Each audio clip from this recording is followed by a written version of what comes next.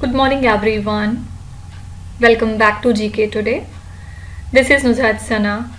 I hope आप सब बिल्कुल ठीक होंगे और आज के सेशन में हम डिस्कस करने वाले हैं 29th ऑफ नवंबर के सबसे most important current affairs along with the revision part. Okay, तो आज का ये जो हमारा सेशन है इसमें हम बात करेंगे आर्मी डे परेड की, one nation one subscription scheme के बारे में कुछ इंपॉर्टेंट पॉइंट्स चेकआउट करेंगे, SAREX 24 एक्सरसाइज की, फिर कॉन्स्टिट्यूशन डे हमने कब मनाया, all India governors gold cup किसने जीता, ग्लोबल पीटलैंड हॉटस्पॉट एटलस कौन रिलीज करता है, और लास्ट में देखेंगे नमो लक्ष्मी योजना किस स्टेट की है. ठीक है, तो ये स्टार्ट करते हैं पहले क्वेश्चन के साथ. Which city is the host of army day parade 2025?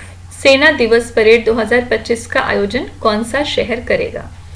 Correct answer है यहाँ पे सी ऑप्शन, पुणे.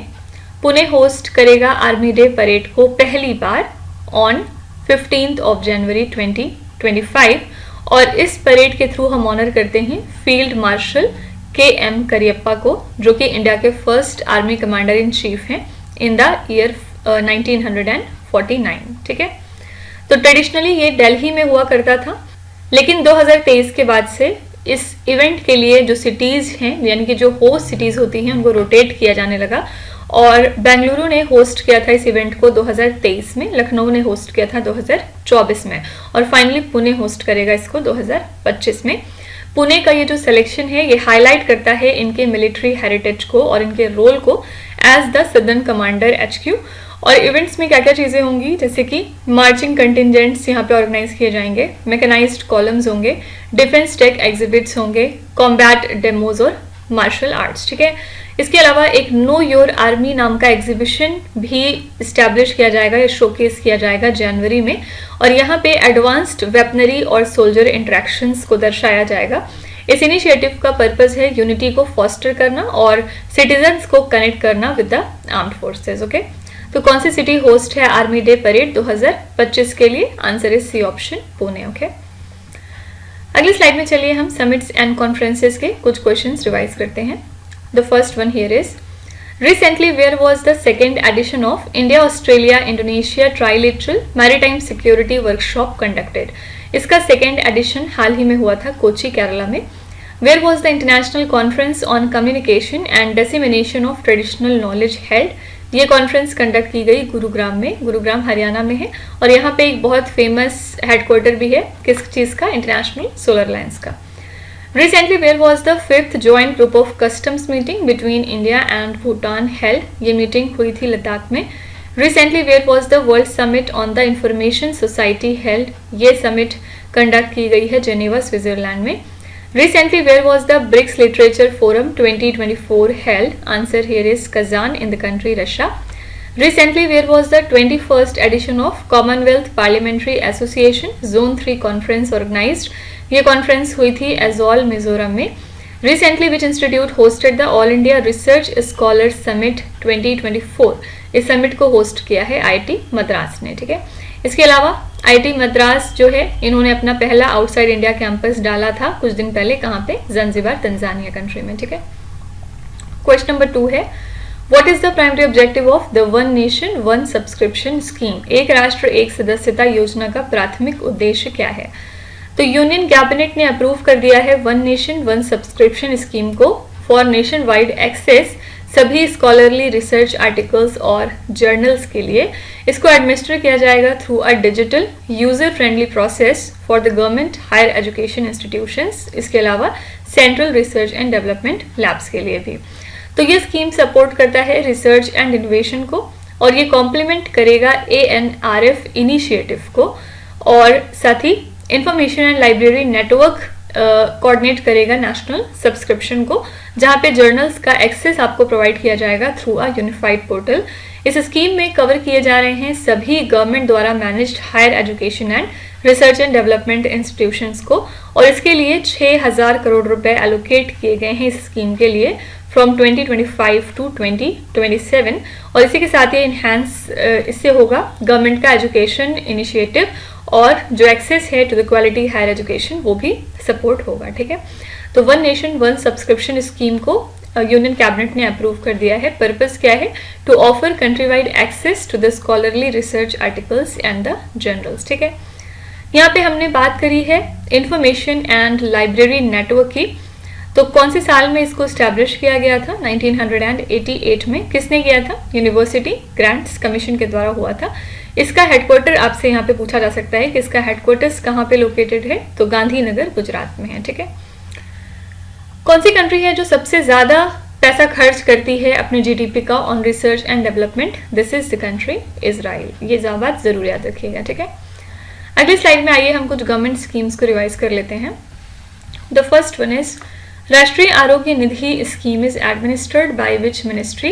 ये स्कीम वर्क करती है under ministry of health and family welfare. PM E drive scheme is proposed by which ministry for promoting the electric mobility in India? इसको propose किया था ministry of heavy industries ने India के अंदर electric mobility को promote करने के लिए। प्रधानमंत्री जीवन योजना comes under which ministry? Answer हो जाएगा ministry of petroleum and natural gas. महतारी Vandana Yojana is launched by which Indian state? इसको लॉन्च किया था छत्तीसगढ़ ने। Subhadra scheme is the largest women centric scheme of which Indian state? Subhadra scheme किस स्टेट की largest women centric scheme है? आंसर है Odisha. Although ये सितंबर का क्वेश्चन है, लेकिन अभी कुछ दिनों पहले भी हमने इसको डिस्कस किया था। One rank one pension scheme which was completed 10 years of implementation is associated with which ministry? One rank one pension scheme ने हाल ही में अपने 10 साल कंप्लीट कर लिए हैं इम्प्लीमेंटेशन के, और ये रिलेटेड है डिफेंस मिनिस्ट्री के साथ। Samarth scheme recently extended for 2 years, focuses on skill development in which sector? इसको हाल ही में 2 साल के लिए एक्सटेंड किया गया है और ये फोकस करता है on the skill development in the textile sector. Okay, question number 3 है Yamandu Orsi has been elected as the new president of which country? Yamandu Orsi को किस देश का नया राष्ट्रपति चुना गया है? तो ये लेफ्ट विंग पॉलिटिशियन है और साथ ही फॉर्मर मेयर हैं। हाल ही में इन्होंने जीत लिया है उरुग्वे का प्रेसिडेंशियल इलेक्शन और इनको सपोर्ट किया है फॉर्मर प्रेसिडेंट जोस मुजिका ने।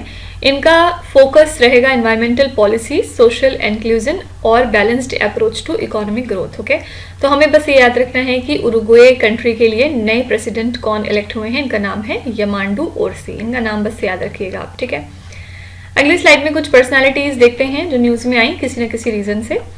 Hamza has who passed away recently was the former vice president of which country? ये कौन सी कंट्री के फॉर्मर वाइस प्रेसिडेंट हैं? आंसर इंडोनेशिया, और जनवरी में इनका निधन हो गया था। Recently, who has been elected as the president of the Supreme Court Bar Association? Supreme Court Bar Association के नए प्रेसिडेंट इलेक्ट हुए हैं Kapil Sibal. Recently, who has been appointed as the chairperson of Lokpal? Lokpal के नए चेयरपर्सन हैं Ajay Manikrao Khanwilkar. Who has been appointed as the new chairperson of the UPSC recently? Union public service commission की नई chairperson बनी हैं प्रीति सुदन। लियो वरादकर who recently announced his resignation was the prime minister of which country? इन्होंने कुछ दिनों पहले अपना रेजिग्नेशन दिया है और ये आयरलैंड के प्राइम मिनिस्टर थे। आपको बताना है कि इनके बाद प्राइम मिनिस्टर कौन बने हैं आयरलैंड कंट्री के। हमने बहुत बारी क्वेश्चन डिस्कस किया है। Recently, who has been appointed as the Director General of National Investigation Agency? NIA के लिए नए डीजी हैं सदानंद वसंत दाते। Who received the prestigious Medal of Honor at Consular Day 2024 in Chennai for promoting the bilateral relations between Palau and India? ये honour दिया गया है नीरज शर्मा को। ठीक है, क्वेश्चन नंबर 4 है Recently, the Indian Coast Guard conducted India's largest national maritime search and rescue exercise in which city? हाल ही में भारतीय तटरक्षक बल ने भारत का सबसे बड़ा राष्ट्रीय समुद्री खोज और बचाव अभ्यास किस शहर में आयोजित किया गया? The correct answer is C option Kochi. Indian coast guard ने होस्ट किया है सारिक्स 24 को इन कोची। कब से कब तक? तो 27 नवंबर को ये स्टार्ट हुई, 30 नवंबर तक ये चलने वाली है under the national maritime search and rescue board. इस इवेंट का पर्पस है national maritime search and rescue framework को वैलिडेट करना through an inclusive collaborative approach. ये एड्रेस करता है इंडिया के vast 4.6 million square kilometre search and rescue region को। यहाँ पे फोकस है हमारा cooperation with agencies, littorals and friendly nations. साथ ही हमारा फोकस रहेगा मास रेस्क्यू ऑपरेशंस पे भी during the large scale sea contingencies. इस इवेंट के लिए हमने थीम रखी है enhancing search and rescue capabilities through regional collaboration. Okay, और ये थीम हाईलाइट करता है इंडियन कोस्ट गार्ड के डेडिकेशन को towards providing the help across ISRR। ठीक है, तो इंडियन कोस्ट गार्ड ने कंडक्ट की है इंडिया की largest national maritime search and rescue exercise को कौन सी सिटी में? Answer is C option, Kochi in the state of Kerala. ठीक है, अगली स्लाइड में हम डिफेंस न्यूज को चेकआउट करेंगे। The first one is recently where was the state of the art IT laboratory inaugurated by chief of the army staff? ये inaugurate हुआ है उज्बेकिस्तान में। long range land attack cruise missile is developed by which organization? इसको develop किया है DRDO ने, defence research and development organisation ने। which country developed the third missile defense system? Third missile defence system को develop किया है US ने। फिर नेक्स्ट है Oreshnik hypersonic missile which was seen in the news is developed by which country? ये missile belong करती है Russia को। Recently where was the 29th edition of the biennial rim of the Pacific exercise held? RIMPAC exercise का 29th edition हुआ है Hawaii USA में। Hindustan aeronautics limited recently delivered 2 Dornier 228 planes to which country? इन्होंने 2 Dornier 228 planes deliver किए हैं Guyana country को। Which organization has recently delivered the medium-range microwave obscurant chaff rocket to the Indian Navy? ये organization है DRDO again। ठीक है, question number 5 है Galfu Mindfulness City is a cooperative project of which country? Galfu Mindfulness City किस देश की सहकारी परियोजना है? The correct answer is A option, Bhutan. ये बेसिकली एक कोऑपरेटिव प्रोजेक्ट है भूटान का जिसको कि इंडिया भी सपोर्ट करता है और इसमें कवर किया जा रहा है 2500 स्क्वायर किलोमीटर का area as a zero carbon city. ठीक है, तो ये इन्विजन्ड है बाय भूटान किंग जो कि हैं जिग्मे खेसर और ये इंटीग्रेट करता है इकोनॉमिक ग्रोथ को, सस्टेनेबिलिटी को एंड माइंडफुलनेस को। ये लोकेटेड है साउथ सेंट्रल भूटान में नियर इंडियाज असम बॉर्डर और इसी के साथ ये पहला स्पेशल एडमिनिस्ट्रेटिव रीजन है ऐसा इन भूटान। GMC फीचर करेगा इनहैबिटेबल ब्रिजेस को, लो राइज बिल्डिंग्स को, यूनिवर्सिटी और हेल्थ केयर को for the western and the traditional medicine. इसके अलावा इसमें इंक्लूडेड होंगे mandala designed neighbourhoods, markets, spiritual centres और साथ ही एक international airport, paddy field for flood control, एक नेशनल पार्क और एक वाइल्ड लाइफ सैंक्चुरी। ठीक है, तो गेल्फू माइंडफुलनेस सिटी एक कोऑपरेटिव प्रोजेक्ट है भूटान कंट्री का। फाइन, आपको बताना है कि कौन सी फर्स्ट एंटायर कॉन्टिनेंट है जिसका पर्पस है to be carbon neutral by the end of 2050। तो ये डिसीजन लिया था अंटार्कटिका ने। ठीक है, अगली स्लाइड में चलिए हम देखते हैं कुछ international current affairs. First is Where was the first foreign office consultations between India and Mauritania organized? ये इवेंट हुआ था नोआकचोट में। Where was the Climate and Health Africa Conference held? ये कॉन्फ्रेंस कंडक्ट की गई जिम्बाब्वे में। Which city hosted the Shanghai Cooperation Organization Summit recently? इसको organise किया था इस्लामाबाद ने। Recently, where was the 24th meeting of the Council of Heads of State of the Shanghai Cooperation Organization held? ये meeting हुई थी Astana Kazakhstan में। Recently, where was the World Summit on the Information Society held? ये summit conduct की गई Geneva Switzerland में। Recently, which country hosted the first International Rainbow Tourism Conference? First international rainbow tourism conference को host किया है नेपाल ने।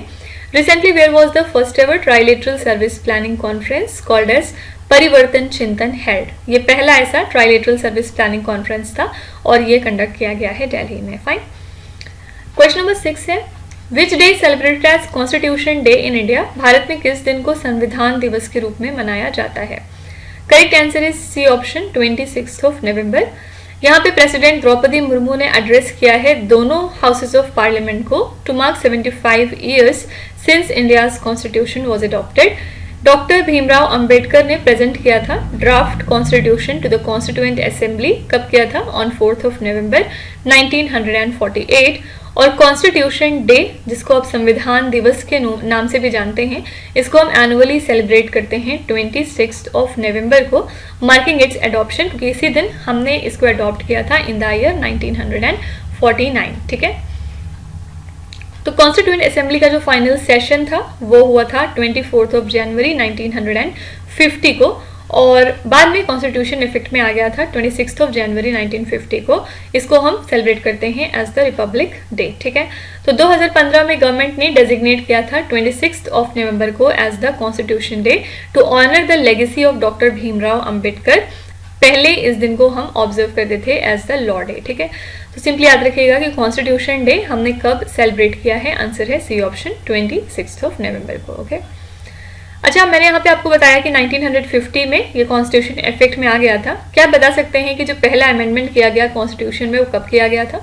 तो 1951 में इसमें पहला अमेंडमेंट कंडक्ट किया गया है, जिसमें कि डिफरेंट चेंजेस किए गए थे to the right to freedom of speech and expression. इसके अलावा इसके थ्रू इसमें 9th शेड्यूल भी ऐड किया गया था to protect the land reform laws, okay. India के अंदर किस बॉडी के पास पावर होती है to interpret the Indian constitution? It is the supreme court of India, right. अगली स्लाइड में चलिए हम डेज एंड थीम्स के कुछ इंपॉर्टेंट क्वेश्चन देखते हैं। The first is recently where was the global conclave on plastic recycling and sustainability inaugurated? ये conclave inaugurate हुआ है नई दिल्ली में। What is the theme of world TB day 2024? World TB day के लिए हमने थीम रखी है yes we can end TB. World TB day हम कब ऑब्जर्व करते हैं? तो हर साल इसको 24 मार्च को ऑब्जर्व किया जाता है। The next one is what is the theme of the world liver day 2024? World liver day के लिए हमने थीम क्या रखी है? तो करेक्ट आंसर यहाँ पे हो जाएगा keep your liver healthy and disease free. और वर्ल्ड लीवर डे एनुअली हम सेलिब्रेट करते हैं 19 अप्रैल को। Which day is observed as world metrology day every year? इसको हम सेलिब्रेट करते हैं 20 मई को। What is the theme of international day of peace 2024? इसके लिए हमने थीम रखी है cultivating a culture of peace. कब होता है ये? 21 सितंबर को, ठीक है। Recently where was the 75th international astronautical congress held? ये हुआ था मिलान, इटली में। Adoption awareness month is celebrated annually in which month? इसको हम एनुअली सेलिब्रेट करते हैं नवंबर मंथ में, ठीक है। क्वेश्चन नंबर 7 है where was the 40th edition of all India governors gold cup international football tournament held? 40वां अखिल भारतीय गवर्नर गोल्ड कप अंतर्राष्ट्रीय फुटबॉल टूर्नामेंट कहां पर आयोजित किया गया? The correct answer is B option Sikkim. ये 40th एडिशन था all India governors gold cup international football tournament का, जो कि पलजोर स्टेडियम में हुआ है इन गैंगटॉक, सिक्किम। इसको ऑर्गेनाइज किया है सिक्किम फुटबॉल एसोसिएशन ने। और इस टूर्नामेंट में टोटल 16 टीम्स फीचर हुई हैं, इंक्लूडिंग 4 इंटरनेशनल क्लब्स जो कि थे नेपाल, भूटान, दुबई और मलेशिया से, ठीक है। तो यहाँ पे किस टीम ने इसको जीता है? तो नॉर्थ ईस्ट यूनाइटेड एफसी ने इस चैंपियनशिप को जीता है। और इसी के साथ इन्होंने एम्फेसाइज किया है टूर्नामेंट के रोल को in promoting the football in the region और इंटरनेशनल स्पोर्ट रिलेशन को स्ट्रेंथन करने के लिए, ठीक है। तो जो 40th एडिशन है all India governors gold cup international football tournament का, ये हुआ है बी ऑप्शन सिक्किम में, ओके। अगली स्लाइड में चलिए हम देखते हैं कुछ sport related news. The first is which country one the bronze medal in hockey event at the Paris Olympics 2024? Paris Olympics 2024 में कौन सी कंट्री है जिसने ब्रोंज मेडल जीता है हॉकी इवेंट में? This is India. Recently which team one the 42nd Ranji trophy title? Ranji trophy title जीता है इस साल मुंबई ने। Nikhat Zareen who recently won the gold medal at the Alorda Cup 2024 belongs to which sport? इन्होंने हाल ही में अलॉर्डा कप जीता और ये एक बॉक्सर है। With who won the gold medal in the men's singles tennis title at the 2024 Paris Olympics? This is Novak Djokovic, जो कि सर्बिया कंट्री के लिए खेलते हैं। Recently who achieved India's first rowing quota for Paris Olympics? ये achieve किया है बलराज पवार ने। Which state is the host of Khelo India youth games 2025? Khelo India youth games 2025 के लिए होस्ट स्टेट था Bihar. B Sai Praneeth who recently announced his retirement is associated with which sport? इन्होंने हाल ही में अपना रिटायरमेंट अनाउंस किया और ये एक बैडमिंटन प्लेयर है। क्वेश्चन नंबर 8 है which organisation publish the global peatland hotspot atlas 2024? किस संगठन ने ग्लोबल पिटलैंड हॉटस्पॉट एटलस 2024 को प्रकाशित किया है? आंसर हो जाएगा A option United Nations environment programme, ठीक है। इसका हेडक्वार्टर कहाँ पे है? नायरोबी, कीनिया में। इन्होंने हाल ही में पब्लिश कर दी है ग्लोबल पिटलैंड हॉटस्पॉट एटलस को। और ये जो यूनेप ग्लोबल पिटलैंड इनिशिएटिव है, इसको फॉर्म किया गया था ड्यूरिंग द 2016 UNFCCC जो कि मोरक्को में हुआ था। पिटलैंड्स क्या होते हैं? पिटलैंड से आप क्या समझते हैं? ये बेसिकली आप कह सकते हैं कि वेटलैंड इकोसिस्टम्स हैं जहाँ पे वाटर लॉग्ड कंडीशंस जो हैं वो प्रिवेंट करते हैं प्लांट मटेरियल को फ्रॉम फुली डिकम्पोजिंग, जिसकी वजह से यहाँ पे पीट जो है वो एक्यूमुलेट हो जाता है, which is dead and partially decomposed plant. ठीक है, तो पीटलैंड्स का एक इंपॉर्टेंट रोल है ऑर्गेनिक मैटर प्रोडक्शन में, जहाँ पे जो डिकम्पोजिशन रेट्स है वो स्लो होता है देन द ऑक्यूमुलेशन। ओके, तो यहाँ पे बस हमें याद रखना है कि ग्लोबल पीटलैंड हॉटस्पॉट एटलस 2024 को किस ऑर्गेनाइजेशन ने रिलीज किया है। This is United Nations environment programme. Okay, अगली स्लाइड में हम देखेंगे कुछ environment and biodiversity related current affairs. The first is Pandavula Gutta is officially recognised as the sole geo heritage site of which Indian state. ये इकलौता geo heritage site है Telangana state का। Baltic Sea recently seen in the news due to Nord Stream pipelines is located in which region? ये located है northern Europe में। What is the primary function of groins recently mentioned in the news? इनका primary function क्या है? To trap the sediment and prevent the longshore drift. Sahyadri tiger reserve is located in which Indian state? ये मिलेगा आपको महाराष्ट्र में। Age 80 John Singh who recently passed away belongs to which field? तो ये एक वाइल्ड लाइफ कंजर्वेशनिस्ट थे, पिछले दिनों इनका निधन हो गया। What is Salvinia molesta recently seen in the news? ये क्या है? ये एक इन्वेसिव वीड है। Chaliyar river originates from which hills? ये ओरिजिनेट होती है from the इलम Bellary hills. Okay. Question number 9 है Which organization published the India Employment Report 2024 with the Institute for Human Development? किस संगठन ने मानव विकास संस्थान के साथ मिलकर भारत रोजगार रिपोर्ट 2024 को प्रकाशित किया है? Correct answer is C option, international labour organisation. ILO ने इंस्टीट्यूट फॉर ह्यूमन डेवलपमेंट यानी कि IHD के साथ मिलकर ज्वाइंटली पब्लिश करी है इंडिया एम्प्लॉयमेंट रिपोर्ट 2024 को।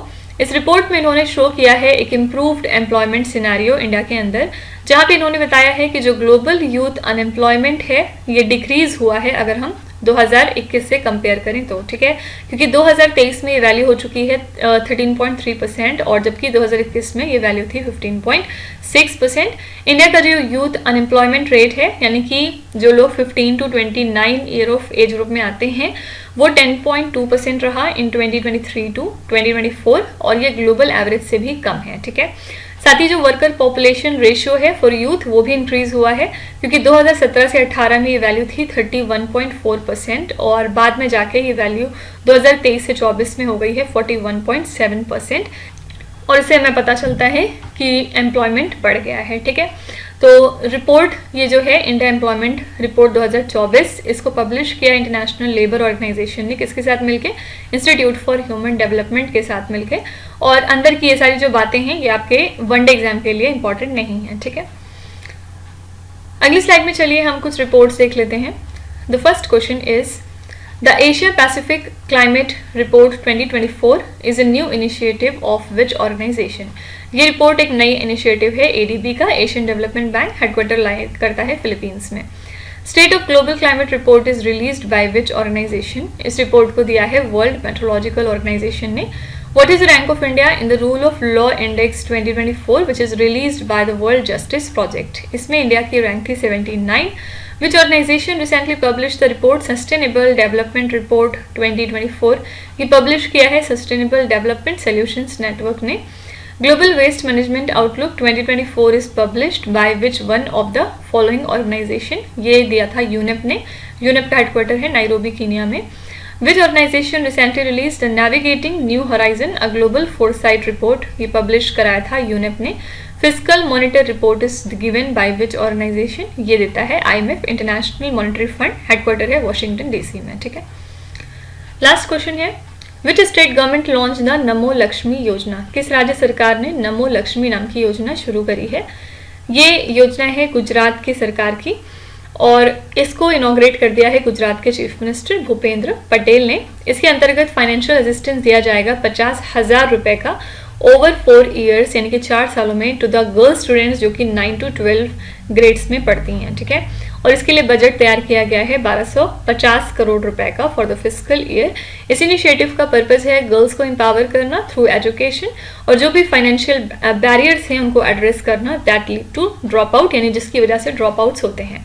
तो सिंस इट्स इंसेप्शन अब तक इसकी वजह से 10 लाख लड़कियों को यहाँ पे फायदा पहुंच चुका है और 138.54 करोड़ रुपीस हेल्प के तौर पे दिए जा चुके हैं। ठीक है, तो नमो लक्ष्मी योजना किस स्टेट की स्कीम है? आंसर हो जाएगा C option, Gujarat. Okay, last slide में आइए हम देखते हैं कुछ national news.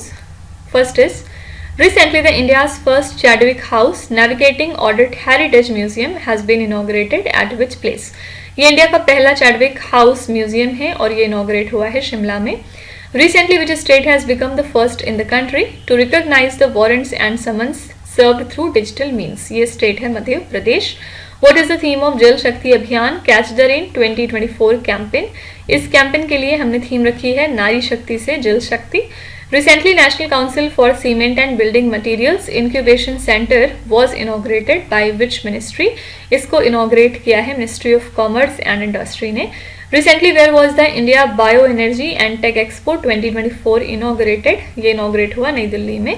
In which district Tripura's first international cricket stadium is being constructed? Tripura का पहला इंटरनेशनल क्रिकेट स्टेडियम बनाया गया है वेस्टर्न त्रिपुरा में।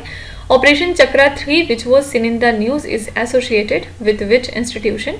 ऑपरेशन चक्रा 3 रिलेटेड है सीबीआई के साथ, यानी कि सेंट्रल ब्यूरो ऑफ इन्वेस्टिगेशन के साथ। ठीक है, तो इसी के साथ हमारा आज का सेशन यहाँ पे कंप्लीट होता है। हमने आज के 10 करंट अफेयर्स कर लिए along with the revision part, और लास्ट में एज यूजुअल आपका होमवर्क रहता है, जिसमें आज का जो होमवर्क है आपका वो business, economy and banking related news के साथ रहने वाला है रिलेटेड।